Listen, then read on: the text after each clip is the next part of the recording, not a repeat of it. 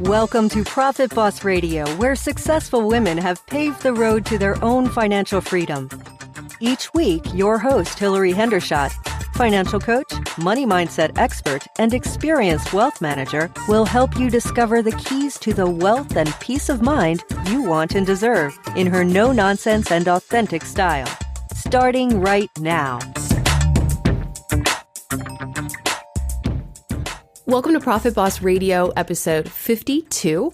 It is the start of 2017. I hope that the year has kicked off successfully for you. Today's guest is probably the most well-read, well-published, well-known financial experts we've had on the show. His name is David Bach. He's one of America's most trusted financial experts. He is a renowned speaker and a best-selling financial author of 11 national best-selling books, including 9 consecutive New York Times bestsellers. It's pretty amazing when you consider what it takes to become a New York Times bestseller. His books have been translated into 19 languages. His number one bestseller is called The Automatic Millionaire. It was on the New York Times bestseller list for 31 weeks. He also wrote books that you may have heard of called Smart Women Finish Rich, Smart Couples Finish Rich, Start Late, Finish Rich, The Automatic Millionaire Homeowner, and so on. He's joining us today because he's actually updated and published a brand new version of his most popular book, The Automatic Millionaire. And in today's interview, David is going to share with us about his amazing and inspiring financial beginnings, because it turns out that he owes all of his financial success to a woman in his life. He's going to talk about his time on the Oprah show and building his business and what inspired him to write the book. And after you listen to the interview, definitely go grab a copy of the updated Automatic Millionaire at hillaryhendershot.com/52. Enjoy David Bach. David Bach, welcome to Profit Boss Radio.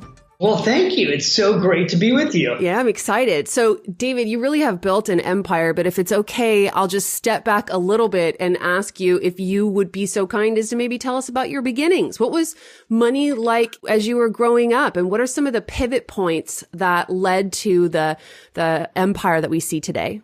The empire. I don't know if it's an empire, but Hillary, I appreciate. Well, I'm looking at your page full of bestseller books, and it's pretty impressive. I appreciate being on your show. I hope we can help a lot of people today. I'm really, really fortunate that I learned about money at a really young age, and I learned about money from a woman, and that woman was my grandma, Rose Bach. And at the age of 7, she taught me how to buy my first stock in McDonald's. And that experience of learning how to invest as a kid, how to actually think differently, right? Because we were at McDonald's, which was my favorite restaurant in the whole world at that time. And my grandmother was from Milwaukee, Wisconsin. She sold wigs at Gimbel's department store. She was broke at the age of 30, working at the age of 30, 2-income household, didn't have a college degree, renting, really didn't have any money, made a decision at 30 that she wanted to be rich. And she really self-taught herself. She took classes, she read books, she went to the library, started with nothing, brown bagged her lunch, and saved money, learned how to invest in the stock market, and over her lifetime became a millionaire. And she shared those lessons with my father, with myself, with my sister, and the whole family now you got 3 generations of millionaires because Grandma Bach, as a woman, made a decision that she didn't want to be poor anymore, that she didn't want to struggle. And that was just really lucky. Now, it didn't always go smoothly for me. And, we could talk about the pitfalls and mistakes I made when I was young, too, because it wasn't like I became an investor like a Warren Buffett. But, the learning how to invest at a young age and being mentored by a woman is ultimately what shaped my destiny and led me to write my first book, which was Smart Women Finish Rich, because I just thought, more women need to know what my grandmother Bach knows so that they can take care of their families the way my grandmother did. Wow, I kind of wish Grandmother Bach was available for an interview. I know. Well, she got me, I've been spreading her message now since 1993. We've taught 1 million women through my course, Smart Women Finish Rich. The first book was dedicated, really to her. And now we've got, 12 books out and 7 million copies. But her story, I share her story everywhere I go because that's what started it all. Wow. And she was doing that at a time when that kind of information really was not readily available for women. In fact, she probably faced resistance when she did things like try to buy stocks or... Oh, Hillary, I mean, I don't know if you've read my book. Let me tell you about the resistance she faced. Okay. She went to a brokerage firm with the money because my grandfather wasn't doing this. And that brokerage firm at the days of stockbrokers actually told her to come back with her husband. And she said to them, there are 5 brokerage firms in a 2-block radius. And if you don't want my money, I'll go next door. And they were like, ma'am, sit down and we'll help you. So, she came up against a lot of resistance. And also her friends made fun of her. Her friends were like, Rose, why are you brown bagging your lunch? Why are you investing? Why are you taking these classes at nighttime? My grandmother was able to retire to Laguna Beach, California, and leave Milwaukee, Wisconsin, where it was freezing. And all those friends that teased her, they were stuck there in the winter. Amazing. And so you got on a good direction from a young age with tutelage from grandmother Bach. And what were a few of the mistakes that you remember that you made? So it's funny. I just came from Reuters and they asked me this question. What was my aha moment or my grow up moment? I got myself into credit card debt in college. So when I went to USC, the credit card companies met you right at the dorm, and they handed you a clock radio and a dictionary and a bike lock, T-shirt, and you signed up for these credit cards with your student ID, and then they sent you these cards with like $500 on them. And I told myself I would just use them in case of emergency. And then by the end of the middle sophomore year, I had $5,000 racked up on my credit cards that was just going to be in case of emergency, which was basically beer and pizza and going out with all my buddies. And my grow up moment was I came home to my dad and I had a sit down meeting with him in his office in the house. And I'm like, Dad, I'm really embarrassed. I don't know how to tell you this, but we really have a problem on our hands. And I handed him the credit cards, at the time, naively hoping at the age of 19 that he would say, oh, son, shame on you. And here's a check. He opened up the credit cards, Hillary, and he said to me, son, he handed me back the cards. We don't have a problem. I said, Dad, what do you mean? He goes, whose name do you see on the top of those credit cards? I said, well, mine. He said, did I help you get those credit cards? I said, no. He said, that's your problem, son. Those are your credit cards. And he said, let me just give you one bit of advice, son. He said, if you don't pay these bills on time, you will screw up your credit score. And if you screw up your credit score, you will ruin your financial life. So good luck to you. Get going on that. And that changed my life at the age of 19, because that was my grow up moment, which was like, whoa, really? Like, how am I going to pay off these credit cards? How am I going to make enough money to pay off $5,000 in credit card debt while I'm going to school full time? It actually forced me to become an entrepreneur because I knew I couldn't make enough money working by the hour on a college campus to pay off $5,000. Mm-hmm. And so I actually became an entrepreneur at the age of 19, printing up T-shirts and selling them on the fraternity and sororities at USC to make money to pay off that debt. So I took, I guess, a negative and turned it into a positive. But that was a real aha moment for me. Yeah, it does sound like you took a negative and turned it into a positive. A lot of people's money success stories start with a load of credit card debt.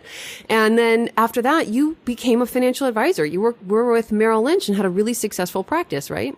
Well, actually, it was with Morgan Stanley. I don't know who once upon a time said Merrill Lynch, but then it got repeated. So I grew up in the business. My dad was actually a financial advisor. I started going to my dad's investment classes at 9, and I was teaching my friends' parents how to buy municipal bonds by the age of 12. So, this is not the normal way that you grow up. But I joined the investment business in 1993. And again, going back to my grandmother's story, in the first 30 days in the business, I sat in meetings 3 times with 3 different widows who had suddenly lost their husbands.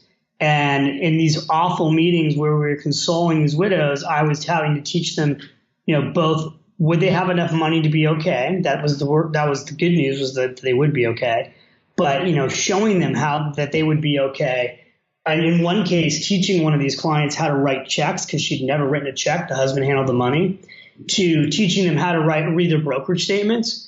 And that experience, this is like 1993, that experience led me to create Smart Women Finish Rich, the class, because I created that class originally for my clients. I wanted to help my clients, all my women clients, get up to speed around money the same way my grandmother had been. So I assume then it was the success of those first courses and that kind of activity that led you to ultimately leave Morgan Stanley. I mean, it's really interesting that you left what had to have been a lucrative career. The financial advisory world was sort of a blue ocean at that time, and to do something fairly completely different.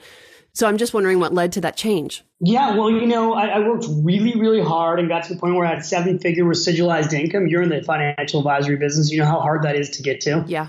For those who don't know what recidualized income is, it means the money comes in always, right? Like you're earning a fee on assets. So the Bach group had, I think, over 700 million in management. It was at 100 million when I got there, and a little bit over 100. I grew it from, my dad had a solo practice with himself and one assistant. We grew it to a team of over 10. And I basically, in 2001, I had written Smart Women Finish Rich and Smart Couples Finish Rich. And really, even though both books had become bestsellers, and I now had 2 seminars being taught around the country by other financial advisors, I just wanted to dedicate my life to teaching full time. I wanted to go try and help another million. Originally, the goal was another million people. And so I knew that in order to really reach that goal, I had to give up this business that I spent 9 years building, and not just give it up, but move. Like, I was living in California, and I picked up with my wife, moved to New York City, didn't know anybody, really on just a hope, a wing, and a prayer that I would move to New York City. I'd write another book. I'd start getting on the major networks like the Today Show, and that I'd go out and touch, another million people. I had people say to me, management at Morgan Stanley, I had a couple of major high ups at Morgan Stanley literally sit me down and say, nobody your age should ever walk away from this business with this much money under management. Like, you're set for life. Your dad's going to retire. You're crazy. You're crazy. And, now I'm 50. There was some wisdom, quite frankly, in that advice. But, I had this dream, and then it played out. I came to New York in end of 9/11 in 2001. My clients begged, you're not going to go now, are you? Because I announced I was going to go before the terrorist attack. And I went, and then, within 5 days of being in New York, I was booked to go on the Today Show. I started getting a ton of more media. And then I came up with the idea for the Automatic Millionaire. And then I launched that book on Oprah in November, basically came out January 2004. It had taken me 3 books, and I think it took 5 years to sell 1 million copies. And then I went on Oprah, and we did another 1 million copies in a year. And I got to spend the next decade basically going all over the world, continuing to share my message. And it's kind of hard to believe because this started in 1993, and now I'm sitting here in the end of 2016. I'm putting back out the Automatic Millionaire at the age of 50, continuing my crusade to get more Americans to pay themselves first to save money automatically. Great way to introduce the subject. The reason for our interview today is the updates and newly released version of the Automatic Millionaire, a one-step plan to financial success. And I think that the one step you're talking about is one that's really actually close to my heart, something I love teaching, and I used it to get out of debt and build up my savings. Would you say what that is and why it's so important? Yeah, so the Automatic Millionaire book, first of all, it's a little book you can read very easily. I wrote it at an 8th grade reading level, maybe more like a 6th grade reading level, quite frankly, which was really hard to do, right? I had to take all this financial knowledge that I had of a lifetime and then make it super simple. But I realized people need it simple, because if it's simple, they can act on it. So you can read this book in less than 90 minutes, and then I created the plan so you can put it in place in less than an hour. And today, as I put this book out again, as an expanded and updated edition, you can really put the plan in place in less than 15 minutes. Technology has made it so that anybody starting with as little as $1 a day can invest. And that's really the biggest change since the original book came out, is that technology has made it so simple. But at the core of the Automatic Millionaire is a story of a couple named Jim and Sue McIntyre. And it's a real story. These people took my investment class. I used to teach a 4-week course, and it was a retirement planning course. And then, we got a lot of clients from that. And these people came up to me at the end of the class. They had an ordinary income. He had made $52,000 that year. And he was in his mid-50s, 55 years old. And he wanted to come in my office and talk about retirement. And I remember thinking to myself, unless these people have inherited a bunch of money, there is no way they're going to be able to retire. And, shockingly to me, this ordinary couple came into my office and they had nearly $2 million in assets. They had paid 2 properties off. They had over $1 million in savings. And I was so shocked that I actually stopped what I was doing, which was basically helping them with their retirement plan. And I said, I just have to know how you did this. You have to walk me through this, because I'm sitting here at the time, I'm in my 20s. I'm making twice what these people were making. I wasn't saving money at the time. And this couple walked me through what they did. And that's what the Automatic Millionaire book is. It walks you through what this couple did, how an ordinary couple, an average American couple on an ordinary income, became a millionaire. At the core of what they did is they didn't do what most people tell you to do. They didn't have a budget. In fact, they said to me, well, you know, your class was really good and you talked about a lot of things that we did, but the one thing we didn't do, David, like that whole section on budgeting, that doesn't work. You know, we tried budgeting. It doesn't work at all. We fought. We hated the budget. You know, our parents taught us, forget the budget. You need to make everything automatic. And I was like, what do you mean automatic? And they're like, well, you talked about it. You talked about the need to do systematic investing. We made everything automatic. We paid ourselves first automatically. We paid our debt down automatically. And they walked me through the handful of things that they automated. So they took the budget out of it. They took self-discipline out of it. And literally it took them like less than 25 minutes to walk me through it. And it was everything I had taught, and they had just gone and done it. And so I started teaching it through their message in a very simple way. And at the core, it's pay yourself first. When you earn $1, the first person who gets paid is you. You got to save the money automatically. It's got to come right off the top. And the secret formula to being wealthy and financially secure for life, if you start young, is it's 1 hour a day of your income.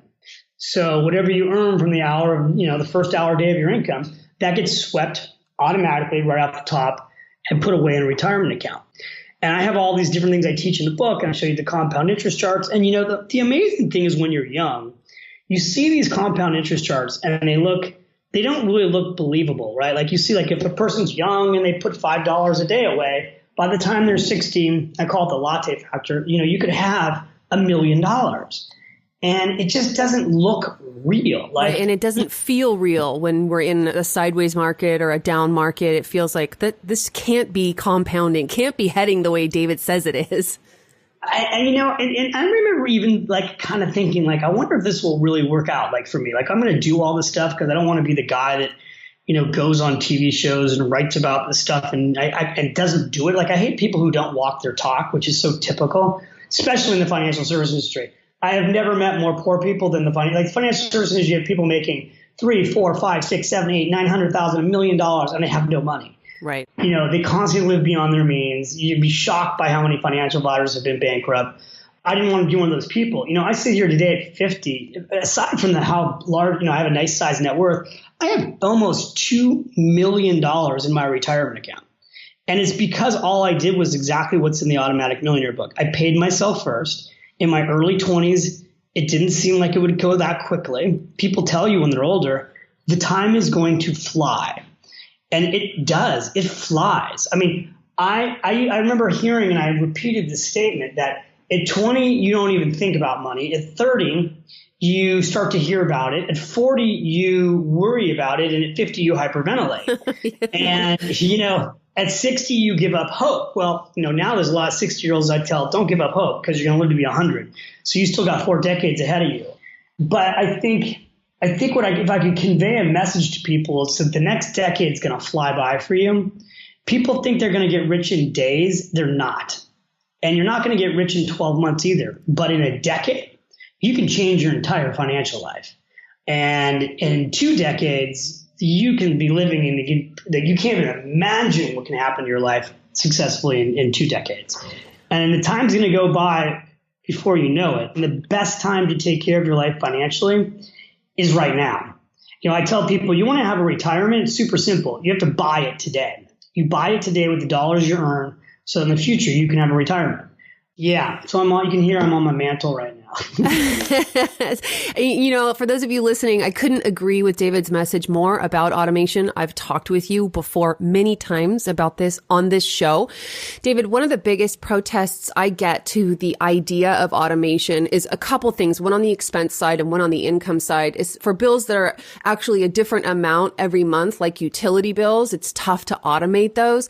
And then on the side of income, when people are entrepreneurs, sometimes their positive cash flow is inconsistent. So how can people think about and manage that? Well, let's talk about entrepreneurs, because I'm sure you have quite a few listening. And today's entrepreneurs are women, and women are opening businesses at a rate of 2-to-1 versus men right now, almost 3-to-1. Yep. So, like my wife, her entire career, she's been in the publishing industry. She's always had a job. She's always made good money. Now she's in real estate. So I'm going to use her as an example, right? So she's in real estate and she's doing very well very quickly. She's a residential real estate at Corcoran, and she's killing it. She's crushing it. And the first thing I said to her was like, okay, great. But before we started making money, I said, honey, we're going to treat your business from day one like it's a real business. So today, before you start, we're going to get you an LLC set up. Well, how do I do that? We're going to go online and we're going to set it up. We're going to get you a bookkeeper. You're going to hire the bookkeeper I have, and you're going to get the accountant. And then when money starts coming in, you're going to get a separate business card for your business so that you write your expenses off through a separate account. And then when money starts coming in, the first thing we're going to need to do is make sure that you put aside money for taxes, because if you don't, it's going to be a disaster, which so many entrepreneurs don't. So we're going to make sure that you're paying your estimated taxes on time. And then I said the next thing is we're going to make sure you're setting aside money to pay yourself first. We're going to open up a SEP IRA. And then you're going to just, when the money comes in, you're going to take a percentage. It won't be automated, but you're going to need to automatically think about it that way. So like 10% will come off the top and you'll put it in your SEP IRA. So it's not as easy to automate it when you're an entrepreneur. But I think if you're committed to the process, I think it can be done. And it takes sort of sticking through that cognitive dissonance that says this money is inconsistent. I don't know when it's going to come. And so I have to spend all of it or need all of it available for spending. Yeah, you have to, when you become an entrepreneur, you almost have to grow up like 3 times faster. Right. Like the funny thing is a lot of people become entrepreneurs because they don't want to deal with the responsibility of quote unquote a job. Being an entrepreneur is actually like way more responsibility.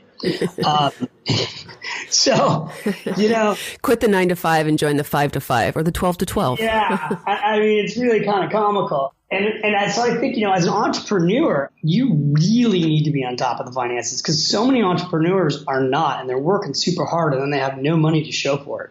Yes, especially for women, it's so hard for them to take money out of their businesses and pay themselves. And I always tell people, if you don't take money out of your business, out of that LLC business account, guess what? It doesn't belong to you yet.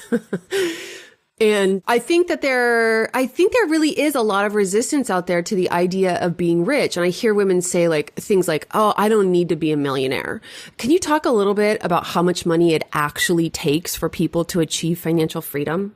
Yeah, well, first of all, let me just say something. You don't need to be a millionaire. Not everybody does. I mean, I had a lot of clients retire with $250, $300, $400, $500, but those clients typically had a pension plan, they had healthcare coverage, and they had their home paid off, and they had low expenses. So if you have low expenses and you have a pension plan and you have your healthcare taken care of and you have your debt paid off, then you don't necessarily need to have $1 million. Now, with that being said, because I never want to be, I'm like try to always be the glass is 3/4 full guy. I think you don't have to be rich to live rich. My whole thing is it's really not about the money. It's really about your values and what you care most about and making sure you live a life aligned with those values. And that's all really, really true. It's also really, really true that pretty much most things take money. So people go, well, money's not that important to me. I'm like, people, it's like oxygen. It's not important until it's gone. And I think that especially for women, you have to really recognize that if you're married, you're going to live longer than your husband, more than likely. An average age of widowhood in this country still to this day is like 57 years old. You're going to live, easily 90, 100 years old. You're going to need money. And it's kind of like denial. You sit around and tell yourself, well, it's not important. It's pretty important, right? Yeah. The unfortunate thing in our country right now, and again, I'm trying to not be negative here, but the unfortunate thing in our country is the healthcare. Because healthcare shouldn't be as expensive as it is, and it shouldn't be such a terrifying issue. And you need like $250,000 to decide for healthcare costs for when you're older. I think that people are going to need to work longer and save more, and it's really the saving more that's the key. It's not the rate of return that you earn on your money. That's important, but you got to save more. Most Americans need to triple what they're saving. The average American is saving less than 4% of their income. 1 out of 2 people right now in this country can't get their hand on $400 in case of emergency. 1 out of 2 people. We're talking like 47% of Americans. Like half the people who are going to listen to your podcast supposedly can't get their hands on $400 in case of emergency. Now, here's the thing. There's a total disconnect in this country. Like yesterday, Apple, there was a research report predicting that next year when Apple puts out their iPhone 8, that 120 million people will go out and buy it. Well, that phone is going to cost more than the average American has and can't get their hands on in case of emergency. So somehow people find the money to buy these things. 4.5 million people a day, I think it is, go to Starbucks. So people I don't have any money to save, but they can they can go spend $5 a day on a latte, or they can go and spend, here in New York, I don't even know what cigarettes cost, but I know it's well over $10. It might be $15 now. Millions of people buy a pack of cigarette a day. If instead of buying a pack of cigarettes, you had just been buying Philip Morris stock the whole time, if you're a smoker over your lifetime and you just bought Philip Morris stock, you'd be a millionaire. If you've been going to Starbucks for 25 years, instead of buying coffee at Starbucks, you just drop that $10 every single day into buying Starbucks stock. I don't know what the numbers are, but I'd be willing to bet you'd have well over $250,000 today in Starbucks stock. So I always tell people, look, if you don't want to give stuff up, then make sure you invest in the companies that you're paying every day. I couldn't agree more. So the core message is save more, save more, save more. The way to get there is automate it. I'm going to segue a little bit here. What inspired you to update the Automatic Millionaire, and what was your favorite part of updating it? Well, first of all, it's overdue. It's been 10 years. I have really low desire to go back and update my books because I'm always about the next book, and it's really hard to want to go back into a book and change and work on something that you've already done. And yet this book has helped so many people that it's the book has done 1.5 million copies, but I bet a couple million more read the book who didn't, where they got it from the library, they got it from a friend. So it's the number one book that people have thanked me for. And I went on a tour around the country like a year ago, and had thousands and thousands of people come to events, and the events were ironically for couples. Like a lot of people read a book I wrote called Smart Couples Finish Rich. Mm-hmm. But as I would do a book signing for an hour or two, the majority of people who had were dramatically life-changing stories were thanking me for the Automatic Millionaire book and then asking me, when are you going to update this? So that was my motivation and my catalyst for doing it. And I sort of thought, I'm going to do this I'm going to do this at least one more time. I'm going to update this book. I'm going to go out and spread this message one more time. It'll be my gift to myself for my 50th birthday. Yeah. And then I don't know. We'll see what happens. I'll open up like an ice cream shop or something. So I counted at least 14 win stories from your book. What was one of your favorite examples of someone who profited greatly from the Automatic Millionaire? God, I don't really have a favorite story. They come in every day, right? Yeah. I love all stories. People email me and they say, I had credit card debt and I was living paycheck to paycheck. I was struggling. And I've had people come up to me and they had $80,000 of credit card debt and they got out of it. And they have $250,000 in savings today. I've had a lot of people come up to me and they're multimillionaires now. People's stories are always just incredible to me. I love, if you go to davidbach.com, there are literally thousands of success stories on my website. We actually stopped posting them for years because there were so many of them. They're all amazing. It's the thing that's incredible to me in my life. This is the cool thing about writing books. It's different than being a financial advisor. Like when you're a financial advisor, you have a couple hundred clients. Like in our case, we had 1,000 households. That's a big financial planning business. You don't hear, you see it, but you don't always hear the stories. When you write a book like this, because it's now been, I've been putting books out since 97. So it's been almost 20 years of books being out there. People's stories are just dramatic, and the gratitude and the sincere thank yous that I get from people are pretty much the one thing that keeps me going and doing this still is how much people thank me for it, because it's really cool to know, like, hey, I sat down and I did a little work on a computer and I put a book out there and I went out and shared some messages and changed somebody's life. And there's a ripple effect with financial education, because it's just like my grandmother, where, she learned a lesson and she passed it on to like myself and my sister and my father, and I'm sharing it forward. When you change one person's life, it's like with your podcast, like, I don't know, you thousands of people listen to your podcast. You don't know whose one life you're going to change, what the ripple effect of that is. And that's the cool thing about doing what we do. It always brings me kind of to tears when people share with me that they had a transformation in their life because of something I said or taught. And I'm sure that for you, that's 1,000 or 10,000 or 1,000,000x. So thanks for the good work that you do. My last question is about something sort of maybe tangible that people might take away or kind of wet their whistle about what's available in the book. I read that some of the book was about updating people with new laws and regulations, maybe tax laws. Anything specific off the top of your mind that's going to be really useful for people that they can find in the book?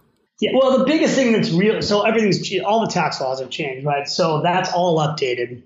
The biggest thing that's changed is technology has changed the financial service industry completely, right? So today, 10 years ago, you couldn't go and invest $1 a day. You couldn't, all these people who don't have $1,000 in savings, there wasn't really a place for them to start. And today there is. So I list all the new firms today. Mm-hmm. So if you're just getting started, all the new robo-advisor firms, all the new apps that are out there, companies like a Wealthfront, a Betterment, Acorns, there's so many new companies, new technologies like Mint.com that make tracking all of your expenses in less than 10 minutes automatically. So simple.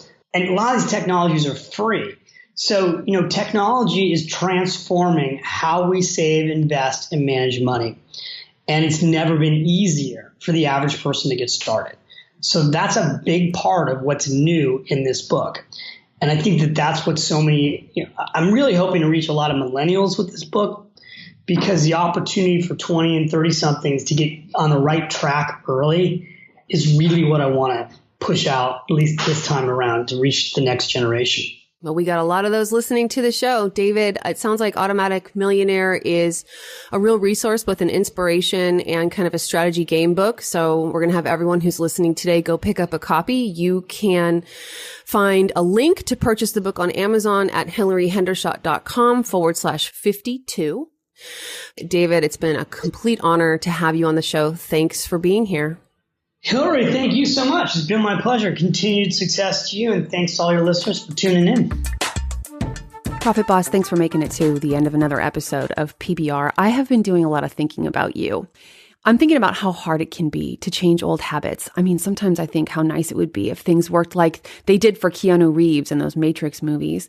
If we could just lie back in an industrial punk rock barber chair and have a little cable plugged into the backs of our necks and just instantly become the masters of our financial domains. That would be kind of perfect, right? Except for the part about having the cable plugged into the back of your neck and the whole industrial punk thing. And Keanu Reeves is so annoying when you get right down to it. But I think it's important to form new habits, especially ones as fun as being alerted when new episodes of Profit Boss Radio go live. You want to know a secret? This is one habit that's almost no work at all. All you have to do is head over to iTunes, find the Profit Boss Radio channel, and hit subscribe. That's it. Then each week, you'll automatically find the latest episode ready and waiting on your favorite device. And the best part is that subscribing to Profit Boss Radio is just the beginning of other wonderful habits, like taking control of your money and learning how to build wealth or starring in your own reality show. Well, maybe not that one, unless it's on YouTube and self-produced. But plenty of great stuff is sure to happen when you subscribe. So what are you waiting for? Thank you for listening to Profit Boss Radio, where creating success on our own terms happens every day. You're not alone in your journey to a rich life, and that's why Hillary is here to add value in each and every episode. See you next time on the podcast for women and money.